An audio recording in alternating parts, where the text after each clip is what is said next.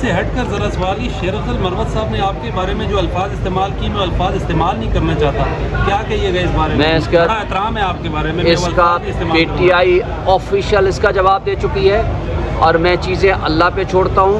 میں spokes person ہوں officially P T I کا، اور میں نے عمران خان کا پیغام پبلک تک، عوام تک پہنچانا ہے، اس لیے میں ان چھوٹی چیزوں میں الجھنا نہیں چاہتا کہ یہ ججمنٹ بہت اعلیٰ ججمنٹ ہے، پاکستان کی ایک ہسٹوریکل ججمنٹ ہے۔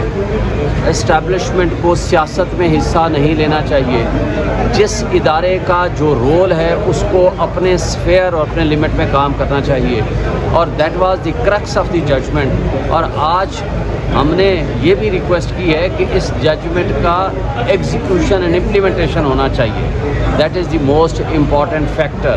میں سمجھتا ہوں کہ جو حالات اس وقت تھے جس وقت یہ ججمنٹ آئی تھی، آج کے حالات اس سے زیادہ بدتر ہیں، اس لیے کہ اس وقت بھی جو کچھ انوالومنٹ تھی فرام ایکسٹرنل فورسز سے آج اس سے زیادہ ہو رہی ہے۔ آج لوگوں کو اٹھایا جا رہا ہے، آج لوگوں کو عدالتوں میں پیش نہیں کیا جا رہا۔ آج عمران ریاض اگر واپس آ گیا ہے تو اس کے اغوا کار ابھی تک نہیں ملے۔ آج اگر فروغ حبیب کو اٹھایا ہے تو اس کو کسی عدالت میں پیش ہونا چاہیے۔ آج اگر صداقت عباسی کو اٹھایا ہے تو کسی عدالت میں پیش ہونا چاہیے۔ آج اگر عثمان ڈار ان کے پاس ہے، کسی کے پاس بھی ہے، تو اس کو عدالت میں پیش ہونا چاہیے۔ آج شیخ رشید ہے تو اس کو عدالت میں پیش ہونا چاہیے۔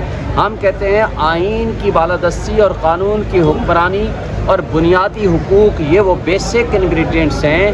جب تک آپ بنیادی حقوق بحال نہیں کریں گے تو انسانی حقوق اور بنیادی حقوق کی بحالی کے بغیر نہ تو کوئی ملک ترقی کر سکتا ہے، نہ عدل و انصاف کے کوئی بھی انسٹیٹیوشنز اپنا کام صحیح طریقے سے کر سکتے ہیں۔ اس لیے آج کے حوالے سے میں سمجھتا ہوں کہ یہ ایک اچھی کاوش اور کارروائی ہے، اور کورٹ نے آبزرو بھی کیا ہے کہ بھائی اس ججمنٹ میں اگر کوئی غلطی ہے تو وہ کوئی لا کر کے بتائے۔ سر آپ نے کہا کہ یہ تاریخی ایڈمٹ کر رہی ہے کہ جنرل فیض کے کہنے پر آپ نے صدارتی ریفرنس دائر کیا قاضی فائز عیسیٰ کے خلاف، اور 2 سال اس کی مسز کو عدالتوں میں رلاتے رہے۔ آپ ججمنٹ سے باہر نہ نکلیں، ججمنٹ کے اندر ہم مانتے ہیں کہ بہترین ججمنٹ ہے اور اس کا اطلاق ہونا چاہیے۔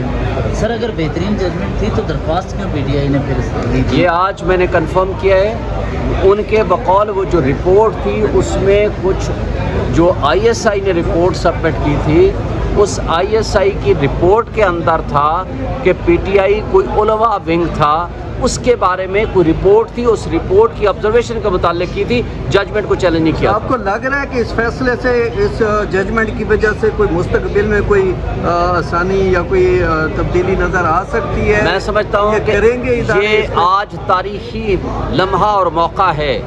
اگر اس ججمنٹ کا اطلاق ہو گیا تو مستقبل میں اور آج کوئی شخص اپنے جورسڈکشن سے آؤٹ نہیں جائے گا، اور جو اپنی لمٹ کراس کرے گا وہ قانون کے دائرے میں آئے گا۔